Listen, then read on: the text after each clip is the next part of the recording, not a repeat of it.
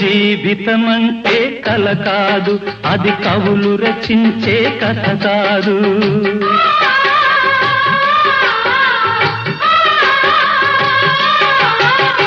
జీవితమంటే కల కాదు, అది కవులు రచించే కథ కాదు. కనుమరుగైనది సిరి కాదు, అది మనదని తలచుట సరికాదు. కుడి ఎడమైతే పొరపాటు లేదను నానుడి సత్యం కాదు, ఇది అందరికి అర్థం కాదు. ఓ